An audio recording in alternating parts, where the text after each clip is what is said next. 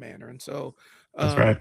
we got a lot of ground to cover and not a lot of time to get there. So um but I'm Brian with I Sell Words in the Media Room. I want to teach you guys how to build a video marketing system that drives business to your business or helps you expand your personal brand. That's what my goal is. And so that's where I am. That's where I reside. I am kind of the message side of this arrangement.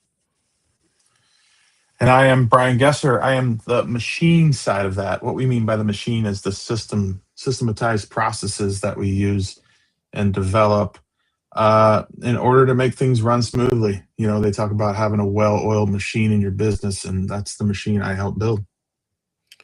So we wanted to get on here because one of the things is, and I think Brian and I were just talking about this off air. There's a lot of mixed messaging when it comes to the concept of branding, and Hmm. you see a lot of the people in the guru space, specifically on YouTube. You see a lot of the people like on YouTube and stuff, and they're talking about brand and brand and brand and brand, and your brand is everything. Your brand is this and that. Um, Brand is important. I don't want to misconstrue that at all on any side, any way, shape, or form. Brand is actually really important, but most businesses don't necessarily have a brand system. And the overriding thing is most people don't make a decision or determination how they feel about your brand until they actually experience your services. And so the brand is just labeling what you're doing so that you can take ownership of the success that you created for people.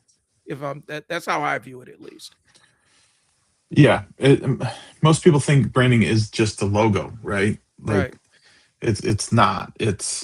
Um, it's a system, and I've implemented branding for, and I've created logos and creative brands for multiple companies over the last 20 years. Hmm. And what it boils down to is branding is a system of assets or templates that you can easily reproduce content that you have to be pushing out. And I don't mean just like video content or social media content. I mean your envelopes you have to send, your business cards, your video overlays, your social media posts. I mean, all that's included. Having a systemized approach to that, to your brand, makes all of that stuff easier. Yep. And it's not just the efficiency part of it. That's the big part of it, is getting those assets created. But then you don't have any randomness to what you're doing, right? It's not just it's not just content. It's also how you speak. You know, your personality. That's also part of your brand, right? Yep. So there's many aspects to this we want to kind of go across. I think we're gonna really focus on those templated things. Yep. And Um, we're gonna give a little bit of explanation about what the like because we'll talk about marketing assets and we're going to define exactly what those are and how they help you with managing your brand. But first, we got to shout out the chat. Hey Matt, how's it going? Thanks Joshua for jumping in. Stay tuned. Hopefully, you guys get something out of this. yeah, thanks for joining us. So basically, Brian and I want to explain to you how to put together a kind of a brand toolkit, right? Hmm. Right. That's what we're trying to do. So a brand toolkit is a collection of assets and rules that kind of keep your business visually and verbally consistent. We're not talking about, hey, Katie, Yep. we're not talking about giant agency brand books and fluffy corporate nonsense, right? We're not doing any of that. Like I've been through some of those. I had a client that I took on. I can say it at this point. It was many years ago. I live in Nebraska here, so it was UNMC, and I had to take, as a marketer, I had to take a brand course with UNMC in order to study on what I could and could not do with their brand. And it was a whole course. It was a 4-hour course I had to take for a client. Yeah. We're not talking about that. You're right. We're talking about practical assets, organized files, consistency, speed to implementation, and being, professional with what you present to customers and clients. Yep. And it's for a lot of the big corporations, the big boys, they spend hundreds of thousands of dollars. If they want to rebrand, they spend hundreds of thousands of dollars in logo creation, making sure the colors are match up and all the other stuff. Um, and there's a reason why they do it, but that's not what we're talking about, guys. And so we're just talking about basically clearly defining who your business is and Yeah. making it so it's easy to identify at one or two glances. Okay. And the process we're talking about is, and the way I've kind of put it together, is a marketing toolkit where you design these assets that you can use over and over and over again. You can use the same social media posts, you can use the same emails, you can use the same landing pages on your website. You just got to keep updating them, but you have to construct them. You have to put some thought into beginning at the beginning of it, of um how we're going to format this thing. And so that's kind of what we're talking about today too. And then also, like, we're going to talk a little bit about, like, I think at some point we're going to put together like how to build a social post for your brand. Yep. And it's not, this one's not even visual. This is kind of a structure on how we would structure a post for somebody. But then that, even that structure, having a hook and a problem and a solution and stuff like that, that is a brand asset. That's something you use every single time that you put a post out there. Yep. Right. So you consider that a brand asset as well, even though there's nothing to do with a visual logo or anything like that. That would be called brand voice, right? Yep. It's the voice that you're presenting out to the public. So we'll go over that as well. So, all right. Do you just want to jump into it? Yeah, let's go ahead and we'll start with what branding assets actually are, because we kind of teased it a little bit, talked about why they matter and stuff like that. So when we're talking about your brand assets, like I have an entire spreadsheet of various social media posts that were super successful for me that I just saved. And I didn't know necessarily, this is my early days, I didn't know necessarily why I saved them, but I saved them. And I found that having those on hand, the way we call it is, what is it? Uh, uh, Lee, swipe file. Basically, Yes, swipe file. marketers use swipe files, and what a swipe file is where you compile either your own marketing assets or ones that you saw that were really really good, that you saw were super effective, and you compile them somewhere so that you can easily reference them in case you want to build something out of them. you know you can say, hey, last year we had this promotion and this post did really really well, let me roll it out for this year and see if I need to tweak anything so I can do it again. And so that's kind of what assets are. They're simple things that you construct to save yourself time, and you've tested them, they've had success, and you're not reinventing the wheel every single time. Um, you can get addicted to inventing the wheel, and it keeps you from having to do that. Um, Plus, it adds, if you nail your marketing voice, because Brian mentioned the marketing voice. If you nail your marketing voice in that piece of creative that you create, you don't have to worry about something being off brand for you. You Yeah. know, a lot of times when we're creating stuff, you may be in a different headspace. You may be going through something emotionally, and that can alter your brand voice. Um, Say you hit a slow sales cycle on something, and you decide to put a piece of creative out there. Your creative can reek of desperation, and you can be turning people off. So you go back to the branding asset that worked and use that, and it's dispassionate. It doesn't have that layer of desperation to it, and it's effective. So that's why we create these things, and that's why we save them. Yeah, to give an example of what Brian's talking about there for like the desperation stuff, I can't stand posts that restaurants put out that are like, uh, you know, dead again. They show a Yeah. picture of the empty dining room, and it's real this desperation and depression post about how, you know, we're working hard and nobody's showing up. We really need your support and blah blah blah.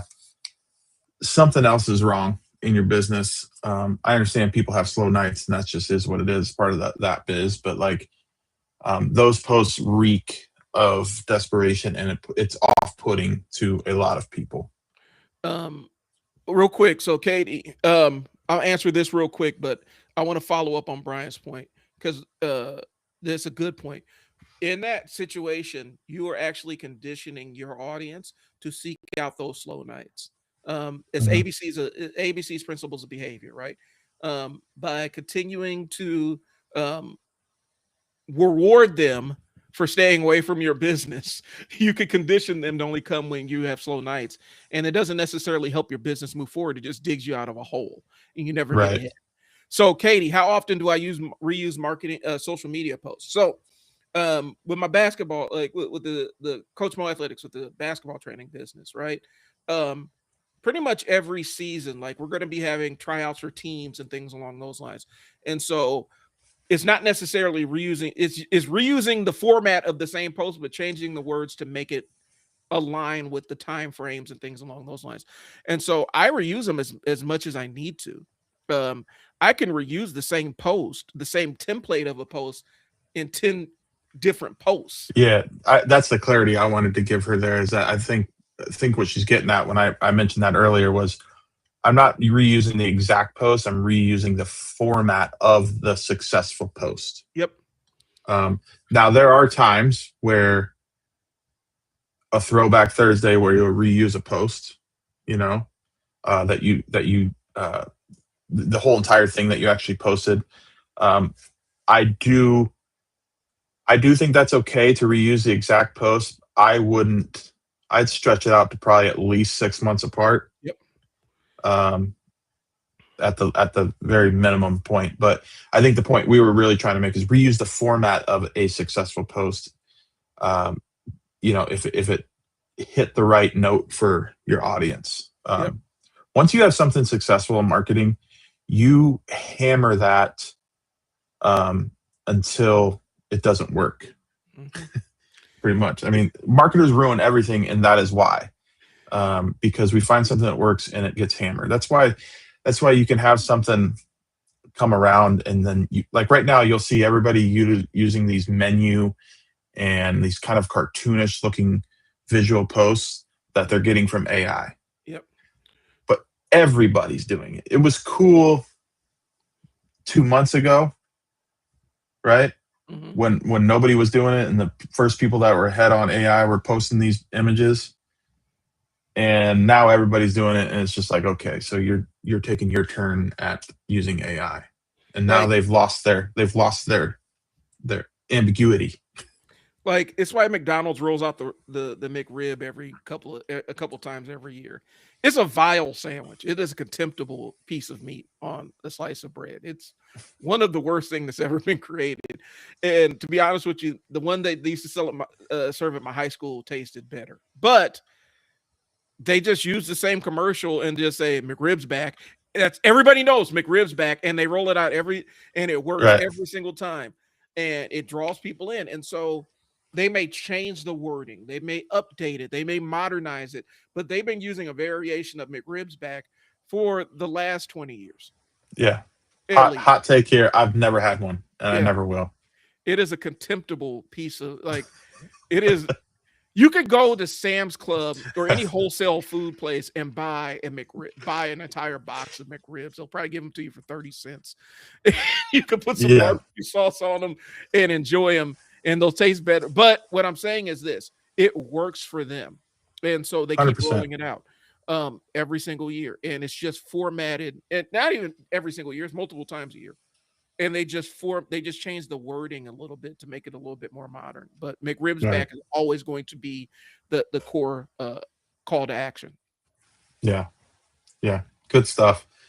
So what did we talk about? We talked about what assets were, right? So Yep. just to recap, the logos, social templates, the fonts you use, email signatures. People don't think about that as branding, but it is.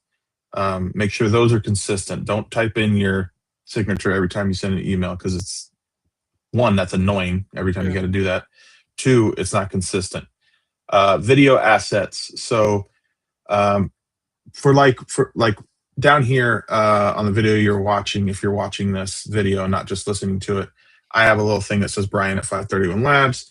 Brian has something that says I sell words. That's simple. It's not really branding, but like little overlays like that for your videos that you post with your logo, your name, stuff like that.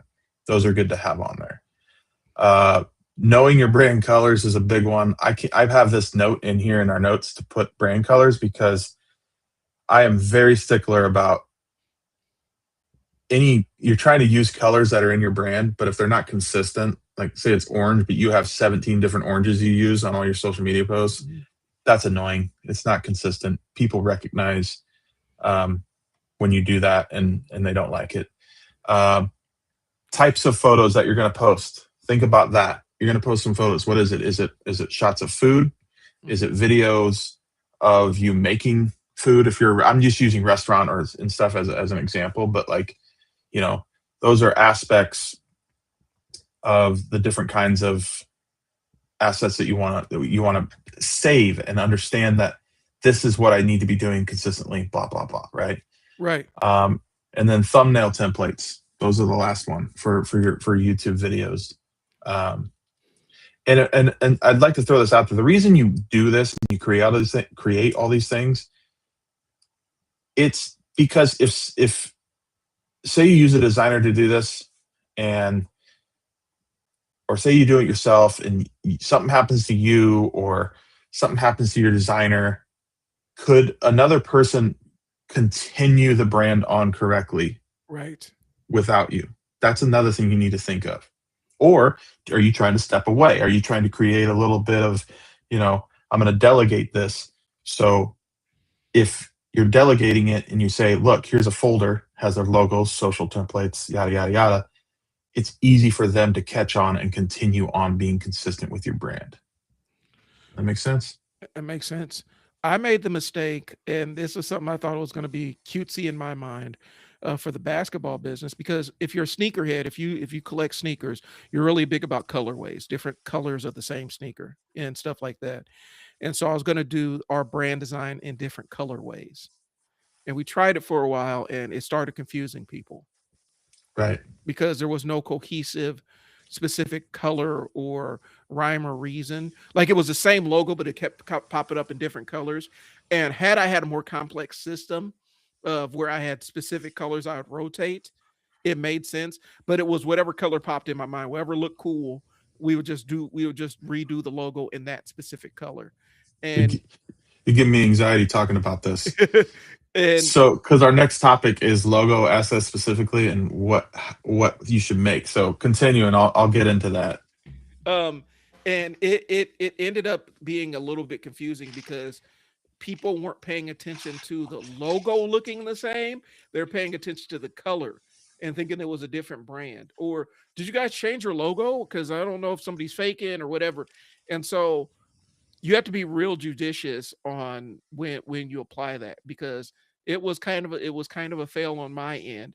I thought it made sense at the time, but I mean, part of it is trying things and seeing what works, and that obviously did not work because it confused a lot of our clients. Some of them wanted the shirts in different colorways, and so there was a success on that end. But right, yeah, it kept changing things, and it made us look like we weren't necessarily a consistent business. Right. So let me jump into that. So the way that I approach it, and I've always approached it, is very systematically, right? So you have your main logo. Then you create main logo with the colors and everything that you've decided, like this is the brand, right? Then you can create an alternate version of that if you want to. So you have two logos, right? Maybe it's just the reverse of the colors, whatever. That's okay. You then need to create a icon or a logo mark, which is usually like I should have examples ready, but so I have my 531 Labs logo, and I also have a circle icon with just the 531 in it. That's my logo mark, right? So I use that for circles, for profile, social profile, circle photos, stuff like that. You want to create a horizontal version and a vertical version, a stacked version, they call it. That's so it can fit on certain swag, certain whatever that you want to build. And then these might be the more important ones. You create a black version and a white version. So you're going to run into black and white print on traditional media that they're going to be like, well, we need you to give us a black and white version of your logo to see what works best for whatever. So having a black version of the logo solid and a white solid version is key.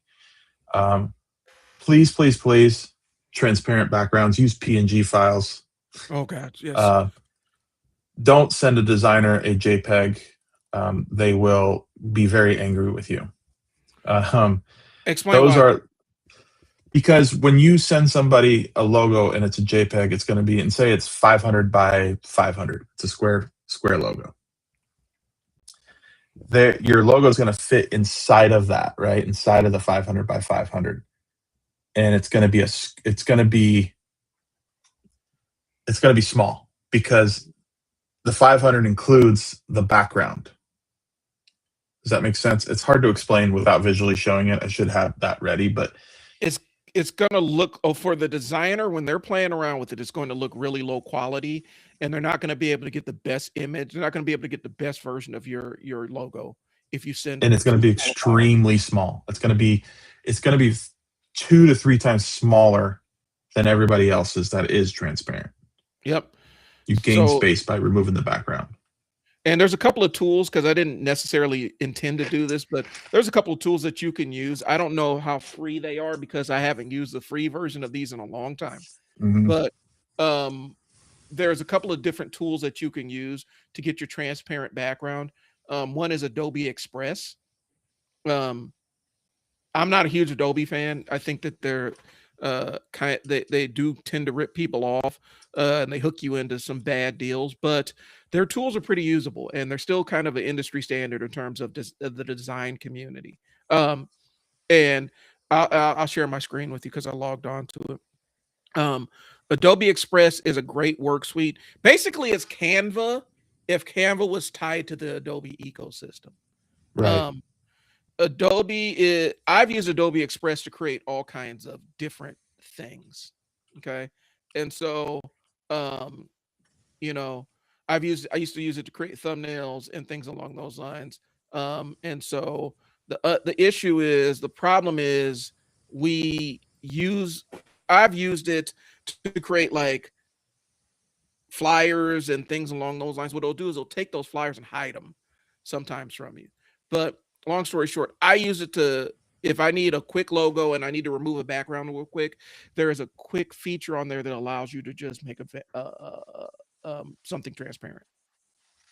And so nowadays, let's be honest with ourselves too. Nowadays, you can throw an image into ChatGPT or something and say remove the yeah. background, and it does that.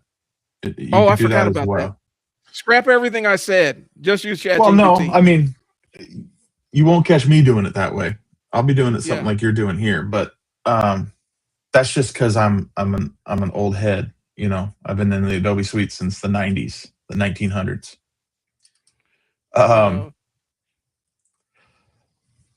But going through this, what Brian's getting at is that if you remove the background, now you that's what you want to be giving designers. That's what you should be giving. That's the asset you should create when you do those things. Yep. Make it simple on them. Save your designers a headache, guys. Yes.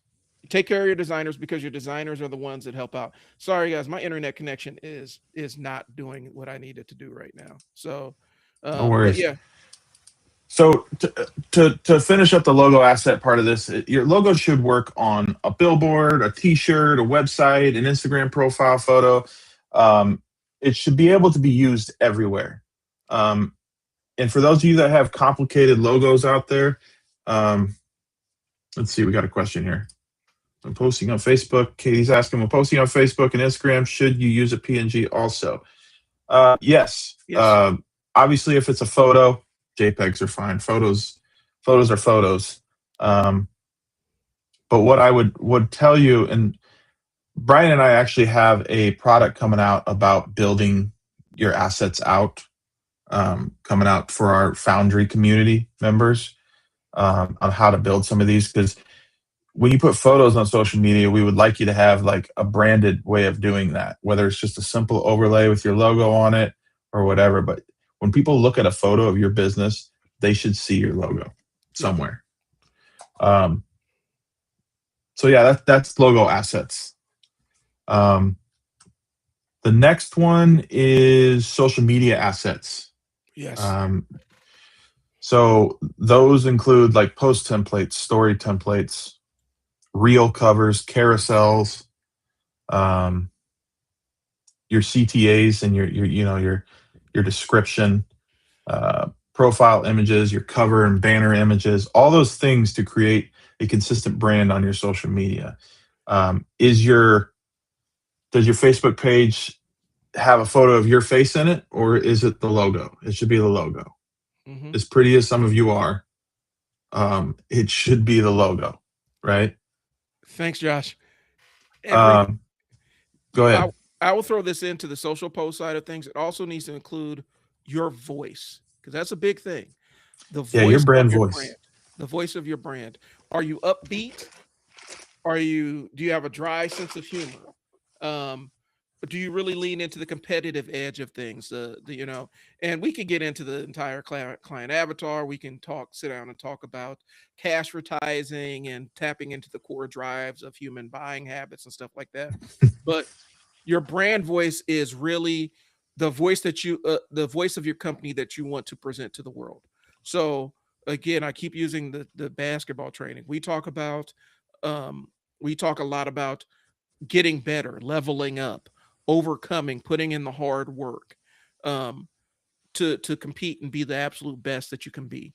That's a lot of our brand voice is about a lot of competition and kids doing things the right way and things along those lines. That is a strong part of our brand voice. If we switched it up to being too cutesy or got away from the hard edge of competitiveness, it will alter our brand voice. And so, a lot of times when you're thinking about your brand voice, it's really thinking about um, locking in on the client that you love working with and how you would talk to them. What would they respond to? And Hmm. that can kind of determine your brand voice. Hope that makes sense. Yeah, So, completely. Because I do the same thing. So 531 Labs with the brand voice that I've chosen it's really just authentically me. I don't like to I don't like to, pardon my French, bullshit people. I don't mhm, like to give vapid responses in simple platitudes like you should be posting more on social. Like that's I get angry just thinking about it, right? So my brand voice is to be straightforward, to the point. What's the problem? Let's figure out a fix. And that's kind of the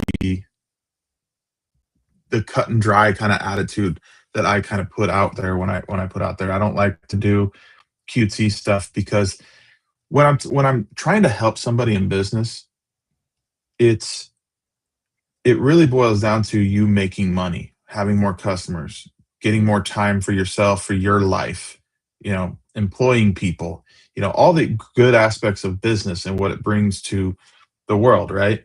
mhm, Not to get too woo woo here, but like the job is to make money. right. So I want to get down to those brass tacks, and we can talk about the cool stuff, how do you want your brand voice to be, those types of things, but I keep my brand voice very specific and consistent with what, like Brian said, with what how I treat clients in person. Yep. Because it can be a disconnect. It can be a strong disconnect if people come in and the person that they get when they meet you is different than the person that is communicating on social media. Yeah, That's that's why not I'm good. big that's why I'm big about businesses staying in their marketing and not just shutting off their marketing brain and saying I hired a marketer to do it for me. Because when Hmm. you do that, you are actually removing your own unique brand voice and you're substituting theirs for yours. And 100%. I don't necessarily see a ton of benefit in this. Um, Last thing, can I throw in this tool and then we can catch back up here? Um, Yeah. if you're looking at a way to organize your brands, you can skip. This is one that I actually used before Adobe, and I actually like it a little bit better than Canva and Adobe and all this other stuff. Um, Go to placeit.net. And you're probably going to recognize this, Brian, because you've done stuff on WordPress. And so you're going to recognize the name of Hmm. who started this. You see it? Place it by Yes. Envato. Okay. Oh yeah. Envato does a lot of templates for WordPress and stuff like that, and they've created a really, really, really robust system where you can whip up logos, mock-ups for T-shirts, um, intro videos for podcasts or Hmm. YouTube channels, all of that stuff, and you can build it you can build it on your own and use their own assets. I've designed T-shirts with this. I've done so much with this. Um, and it's really a easy platform. I was paying like $99 a month for it, or $99 a year, I should say, for it, and it's given me so much in terms of Right. different things I can create. Um, it's a great tool if you want to get started and you don't want to pay a whole lot of money for this stuff, but you want to get your brand out there and have some kind of consistent logo and things along those lines. Place It by Envato makes it super, super easy. I've designed business cards on this. Again, thumbnails for podcasts and things along those lines. Really, really high quality stuff. And it doesn't cost you a heck of a lot. And plus, if you design it, you can keep repeating it and keep that brand consistency going and the asset consistency going. So that's all I got on that one. Yeah. So to bring it back, and the main point here is that we create all these assets to make it so, like, because most businesses are creating content from scratch every single time. Yeah. And that is, I'm going to be frank here, that's stupid and exhausting sounding to me. Do not create out of, like, don't create from scratch every time. I understand you have to start somewhere, so post, but make it easier on yourself. Make it easier to post these things. Understand what you're going to post. Like, I haven't done this type of post in a while. Let's take the last one I did and use it as a template, and I just write what's going on now, right? Mm-hmm. Don't post from scratch. It's exhausting for you. It creates tension, friction. Sometimes it stops you from posting. Yeah. And we don't want to do that. Having a system is much greater than random posts. Oh, 100%. So you have only so much creative energy that you can tap into, and you don't want to expend all your creative energy on something that you can just literally just, how we say it is, rip off and deploy, tear off and deploy. Yeah. And I'd like to know, wherever we post this on several different platforms, but wherever you're watching this, I'd like you to comment and let me know, like, let us know how many of you are designing every post from scratch. Yeah. Let me know. Just curious. And then we'll get into, and we can kind of fly through some of these because the same point hits. I just want to let people know what an asset is in each area. So next up is like video branding assets. So you have your intro and outro videos, like Brian was talking about with that Place It. The lower thirds, logo stingers, captions that you have to put out, music style if you're going to have music on, framing, how you frame your videos. Please don't have music. If you can avoid it, if you can avoid having to do the music thing, avoid it the best way you can. Otherwise, you're going to get into all kinds of licensing things unless you can create original music or find something that is 100% royalty free. And that's even getting harder and harder because some stuff is listed as royalty free, but somebody in Burma has a copyright on it and they'll put a copyright hold on your stuff. Right. Music is a red line. It's hard to get around unless you can produce your own. Yeah. Sorry. No, you're good. And a lot of the platforms, Instagram, I know for example, TikTok too, but they have done some licensing for you, so you can pick songs from them. So if you're gonna do music through the platform. Don't post your own music. Please do that. And you can get popped. They're always looking. They do. I'm part of a club here in town. And they got popped from the record companies for having karaoke. Someone turned them into some secret shopper or something, turned them in, and they had to pay the licensing fees for the year. And we didn't know. Hmm. But even karaoke, people singing other people's songs and having live bands, you got to pay the record companies a license fee, and it's based on per capita of your establishment. Yep. It's a Several lot. $1,000s. I work Um, radio, and it is a whole lot, and it's really like publishing and rights and all that stuff is intentionally confusing. So Katie jumped there and said social media posts are the most time consuming thing I do. So Katie, one thing that I want you to do, I want you to look at your main social media platform and go through and find out what your most the posts that have gotten the most likes or the most engagement are. And I would say identify 4 or 5 of them, copy and paste them into like a Google document, and use those. Just find ways to change some of the wording around and make it apply so that you yep. can save yourself time, because you spend a lot of time doing the creative side of things, and when you spend all that mental energy on creating, you have less mental energy for implementing. So save yourself a headache. Yeah. This is specifically for people like Katie, where having a system implemented and in place it's so less exhausting.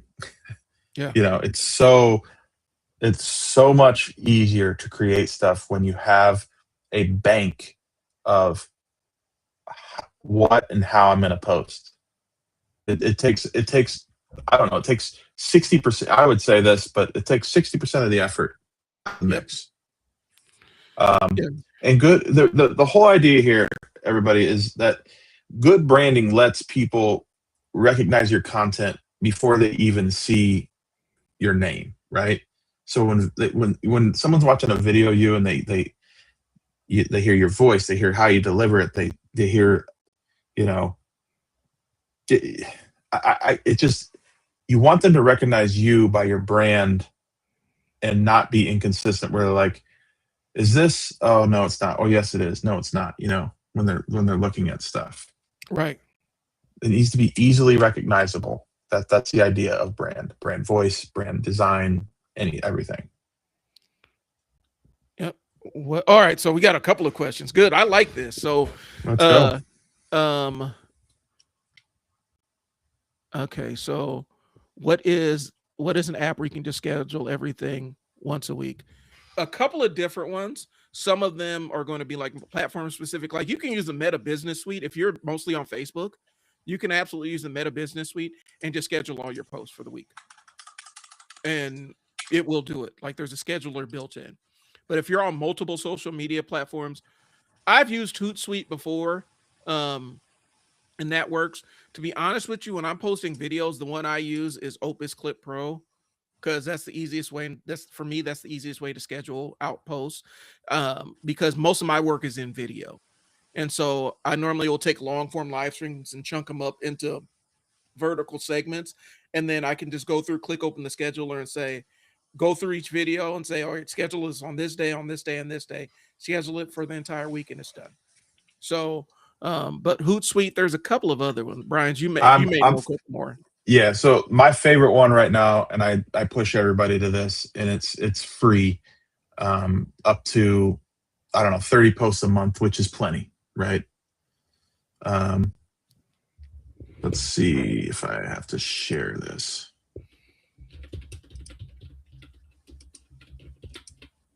Oh, I don't have the ability to share. That's right. That wouldn't work today. Okay, so I'm just going to tell everybody. Metricool.com is the social platform I use. It's METRICOOL.com. Mm-hmm. Metricool. METRICOOL.com. Copy and paste it in the chat, because then we could share it on the chat. We can Okay. have the link to it. I don't think I have access to chat either. We'll figure that out after. All right. Send it to me in the private chat. Oh, there it is. Okay, I Okay. got it. Let me see here. Metricool.com. And I'll throw this in there. I use some of my AI tools to post stuff on my behalf, create posts and post them directly from there. I've used my AIs to send emails. Like they're getting to the point where it can generate and send emails for you if you Yeah. connect your Gmail account to it. and so it's pretty robust. I'll put it on the screen. There we I go. sent that in chat, so there's a link in the chat for Metricool, and this is a way to like create a post. You can see the post as you're creating it. It shows you a preview. It lets you pick what kind of post you want it to be. So Facebook, it can be a post, a reel, a story, and you do all these at once. So you write and upload assets and whatever. You can choose the 3 or 4 different networks all at once, or you can just plan and do it all here. I like being able to see it and plan it all out, and then have the calendar like Matt was asking, where you can kind of do it one day a week, and then you're good for the whole month, you know? Yep. And it looks like they changed it. It's 20 posts a month, which, listen, you post once a day, 5 days a week, that's 20 posts. Yep. Makes life easier if you schedule it out. That's a good idea, Matt. And then plus you're basically leaning into the idea of having a system, because you pick a day of the week where all your posts go out, and that's where it goes out. That's what I used to do when because I still will occasionally take on a client for social media management, and that's what I'll normally do is I'll plan out my posts for a couple of months, and post stuff in there. And if they need a post that is special, or there's a one-off event that happens, I can post that by itself. Yeah. Matt said that's pretty good. That way we can't say we don't have time. And that's the reality, folks, is we talked about that on a couple live streams ago, where you do have time. You need to make time. You can get it done. And we all make these excuses for ourselves to justify not doing things. My ADHD gets the best of me all the time with this. And I will do stuff instead of doing the thing I should do. So in about an hour, you can get things done, I would say. And especially if you build these assets and these branding systems. That's just the reality. It's here to help you. It's not here to make more work for you. And if you need help with stuff like this, like I said, we're going to be putting out a product that can walk you through how to build these assets yourself. Sometimes people don't want to do that. They just want someone else to do it, and that's fine too. But at least you'll have a roadmap of how to, what to give somebody to design for you. Well, I mean, and here's the thing. So we talk about time. I'll sit there, and while I'm editing videos, because part of editing a video is actually listening and watching the video and scrubbing through it, I'll sit there and I have a video game running in the background while I'm sitting there during the boring times of the video, and then just pause and then edit what I need to do. So it's about how sometimes you mix in your downtime with your active time so that you can have more downtime at the end of the day. And that's kind of how I've done it. I need a roadmap. Look, we got you. It's Katie. coming. We're gonna put together, because the end of it is we're gonna, and I'll spoiler alert. I'll do the spoiler alert. Yeah. The spoiler alert is we're designing something so that you can help build your first toolkit for your business, where you have your usable, repeatable assets that you can just tear off and deploy every single time. And so we're putting something together that's going to be a course that's within the community. And we haven't 100% figured out if it's going to be more template based, or if we're going to use AI, and so that you can use AI prompts so you can make it very narrowly specific to your business. But we're going to tell you what assets you need in your toolkit to get started. I think what it's ultimately going to end up being is a hybrid of how to use AI to help you build the templates, like Brian's saying. So to keep it rolling a little bit, the other assets is email assets. I'm not going to go through a bunch of that. You guys kind of understand where we're getting at. Like for all the aspects that you do in marketing, social, video, websites, traditional media, email, you need to have a system in place that you have assets ready for those things that you can deploy. So in email, it's signatures, newsletter headers, footers, button styles, stuff like that. Even invoices and stuff that you put out and proposals, those should be branded as well. So I'm not going to break down email everybody kind of gets it. So If you're not let's up, talk. yeah, real Go quick, ahead. if you're not upselling in your invoices, you're missing an opportunity to make money. I mean, if you're not Yeah. giving them a link to do more business with you on your invoices, you're missing opportunity. But I'll say this: let's do Brian and I. We'll put a button on this one. We're going to do a separate standalone email course, like a Yeah. separate standalone email thing, because people are missing opportunities with email lists and drip sequences and multiple Yeah. emails and stuff like that. And that goes into I, the email branding thing. I will tell you 100% email can be like an ATM machine for businesses. Like 100% it can pull cash out for you immediately if you have a list. Yep. But I will, like Brian said, we'll put a pin in that. We'll talk about that on a different day. I will say on that same note of upselling in your invoices, any of you out there that give receipts, if you're a brick and mortar or anything like that, your receipts should be doing something to bring them back, to offer them something, to get a review, it should benefit you some way, not just a receipt for them, if that makes sense. So utilize those receipts to do something for you. Yep. Let's see. Where are we at? Because where are we at on this? Because you're the time master here on this one. I can get best use cases. So I'm just going to go through real quick. I'm going to go industry, right? This is a rapid fire. I like these parts of our live streams. It's a rapid fire. I'm going to give you best use cases and real world application for branding and assets. I'll give you an industry, and then I'll give you 3 or 4 assets. Okay. So rapid fire here. Restaurant, menu branding, social consistency, your signage, and your loyalty emails. Real estate, your listing templates, they should all look the same. Video intros should all look the same. Your market update graphics should look the same. Contractor, truck details, decals, estimate templates, before and after branding, and your uniforms. Yes, uniforms are huge. Podcast, your thumbnails need to be consistent. Intro assets, the quote graphics, the sponsor graphics, all that stuff needs to be consistent. Local small businesses, Facebook covers, those should be consistent. Event flyers, anything you got going on should be consistently branded. Your social proof graphics, those should be consistent. So the key point here is branding isn't decoration. It's about reducing friction and increasing trust with people that see your content. Right? Right. It's the name tag you wear at the business mixer that tells who you are. You assume that everybody that every time they're viewing your content, it's the first time they've ever seen you. They don't know who you are. And so you're wearing your "Hi, my name is" thing. Right. So that people can identify you. 100%.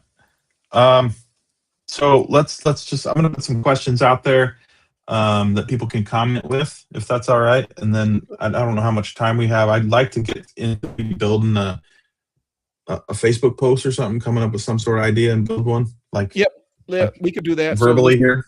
Let's get the questions out there, and then we can jump right into that, and then we can wrap things up.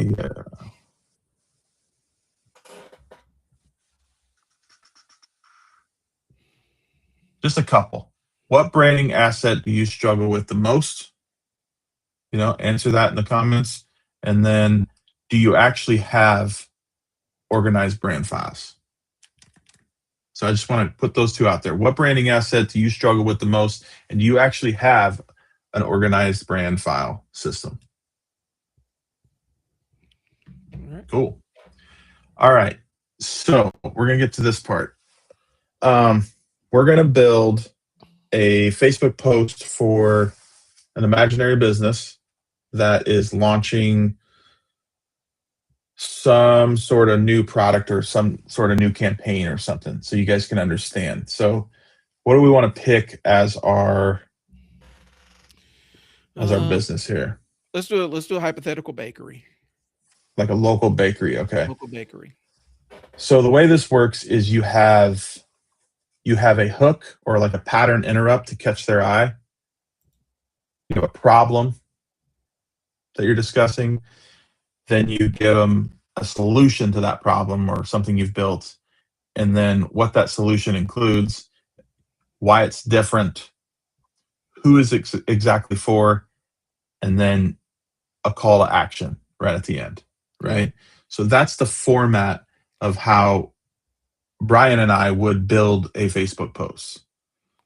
So hypothetically, a bakery, I'll do the hook if you come up with the problem. How about that?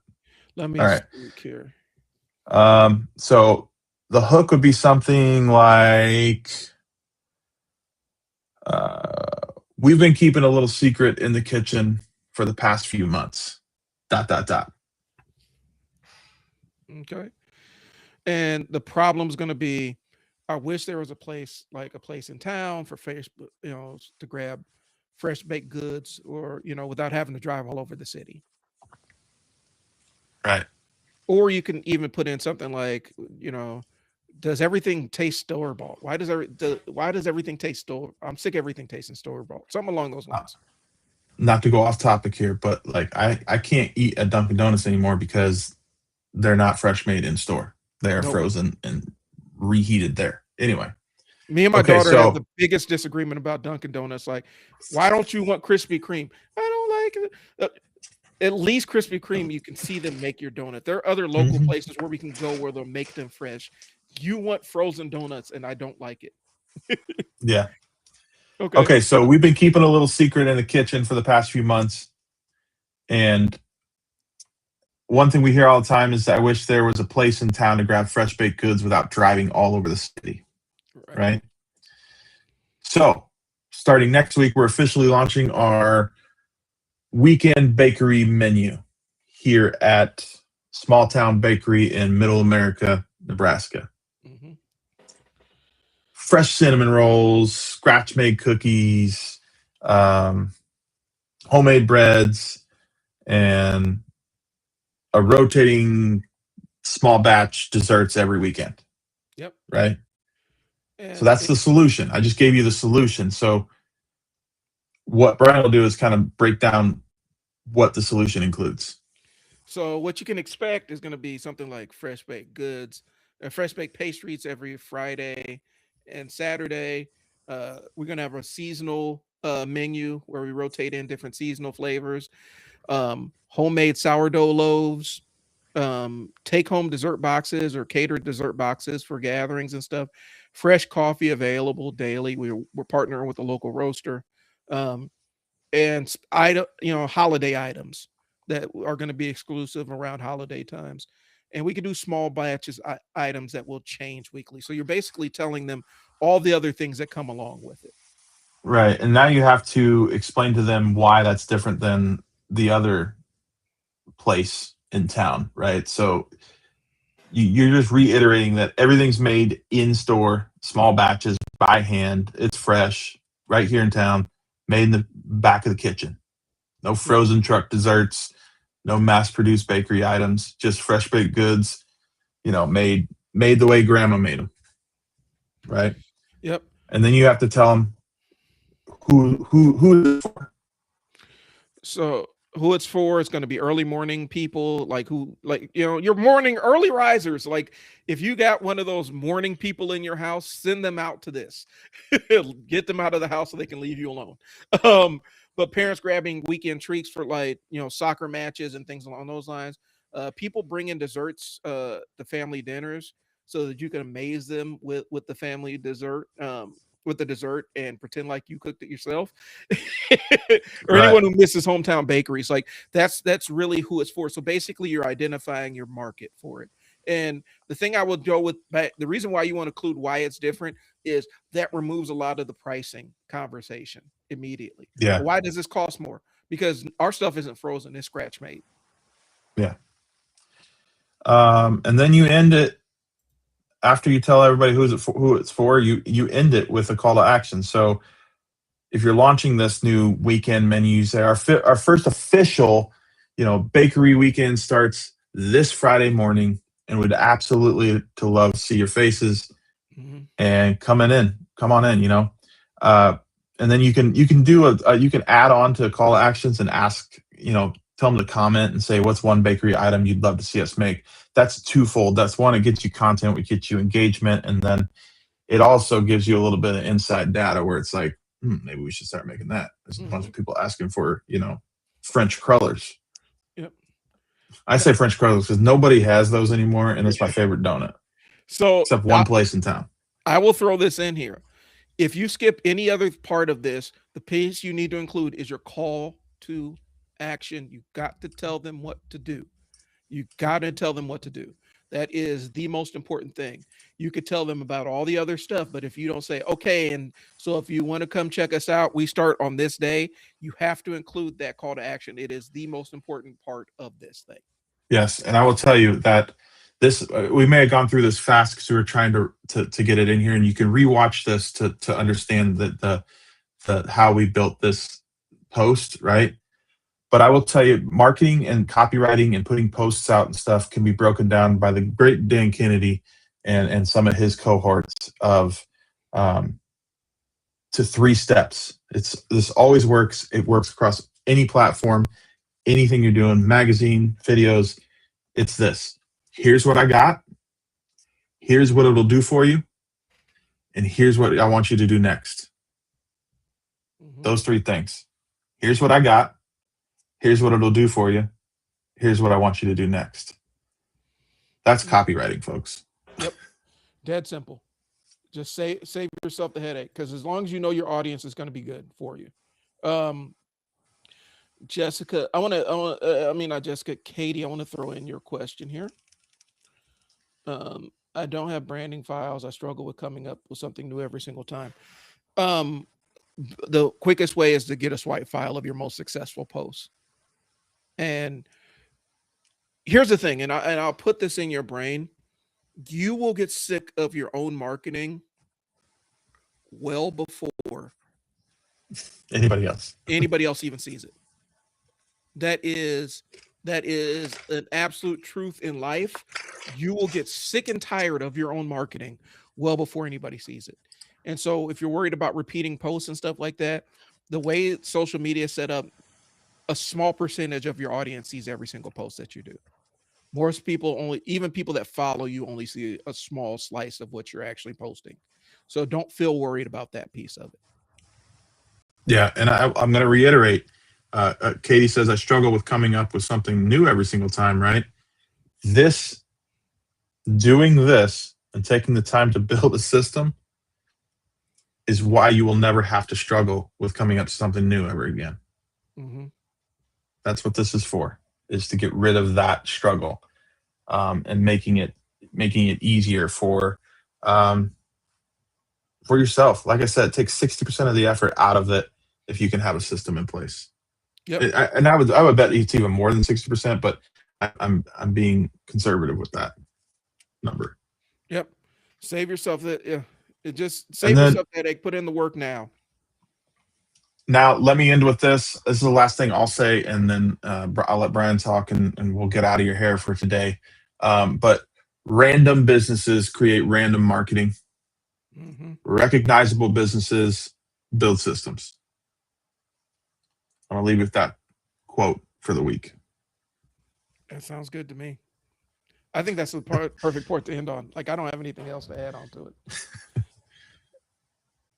Random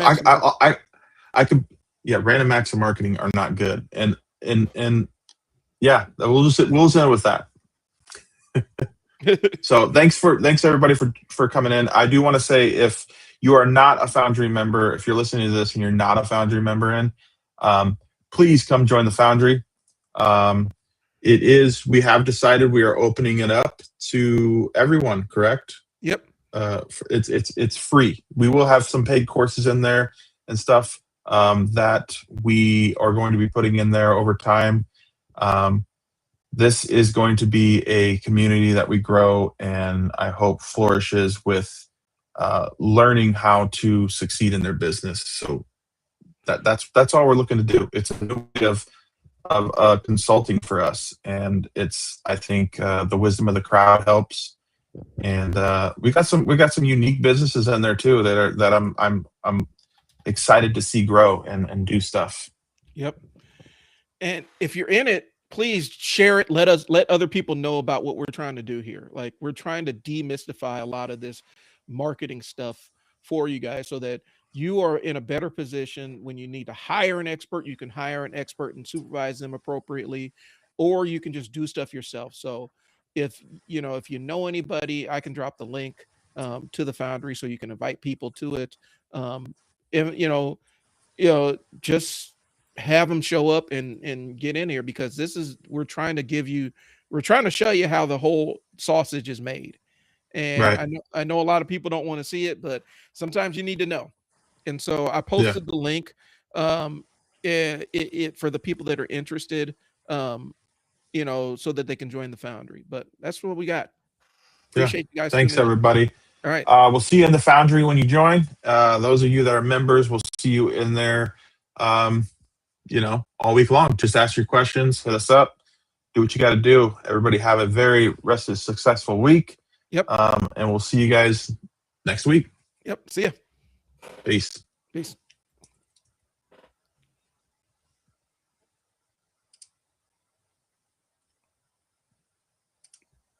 And